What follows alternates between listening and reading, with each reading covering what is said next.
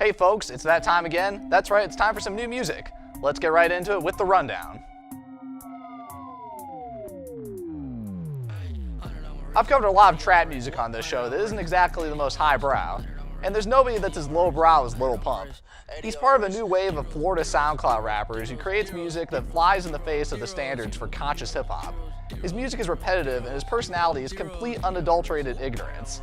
Singles like D-Rose are just completely off the wall. The production even goes against what's considered real hip-hop with its distorted and blown-out bass line. Fans of old-school hip-hop should probably just steer clear of this because it's going to trigger anybody that looks for hip-hop that has any semblance of lyricism. However, the sheer commitment to being dumb on Lil Pump's latest album is honestly impressive to me. Listening to Lil Pump is like watching a really raunchy horror film. It's essentially pulp entertainment, but it cuts straight to the point, and it's not afraid to embrace its own hedonism. If you can actually manage to find some entertainment value in Lil Pump though, I don't know how long that's gonna last.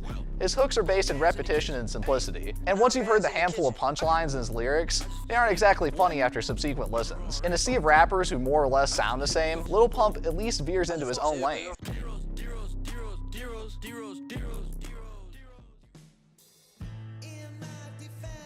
Across the pond in the United Kingdom, some big releases in rock music have been coming up. Keeping up in the theme of musicians that are controversial for their public personas, let's talk about former Oasis frontman Liam Gallagher. This rock star has pretty much made a name for himself by always getting on the bad side of people and getting into fights whenever possible. His latest solo record, though, hasn't made me a fan exactly.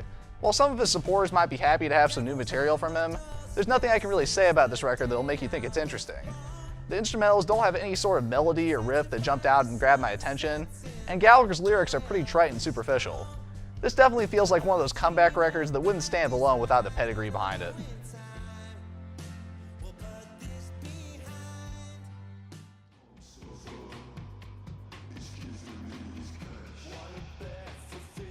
Next up in British news is indie artist King Krule.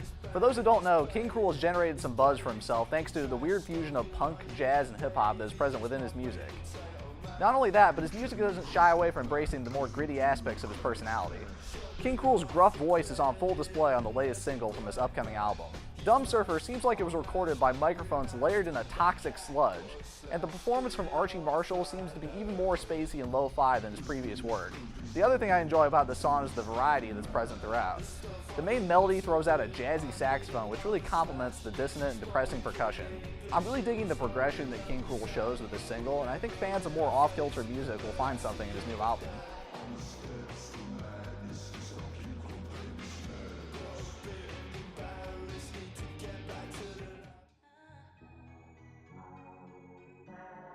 Lastly, I want to take us into the sensual world of alternative R&B. Although at this point I have to wonder if that term of alternative R&B isn't just the new standard for R&B. Artist Kalila certainly makes a case for dropping this term. She follows in the footsteps of contemporaries like FKA Twigs and Tinashe. Her music has that characteristic mystique and ethereal vibe that has become the staple for this genre. Kalila's new album seems to invoke the setting of a cold autumn night spent contemplating a difficult relationship. Songs like Enough, which is produced by the enigmatic electronic producer Arca, feature these syncopated drums and haunting synth melodies. This theme is present throughout the album's instrumentals, with some familiar trap flavor thrown in for good measure. Kalila also mixes the form with the more familiar in some of her vocals and subject matter. Most R&B music is about relationships, and the same can be said for this album, of course. It's the narrative flow of the songs and the specific subject matter that pertains to relationships that I found to be really engaging. From the very first song, Frontline, which discusses a breakup, and then other songs like Let Me Know, which discusses the chase, and finally Bigger Picture songs, which explore the more introspective themes of relationships, which round out the end of the track listing. Overall, I think this album is a great example of the potential R&B is exhibiting in 2017, and I think fans of the genre won't be disappointed by it.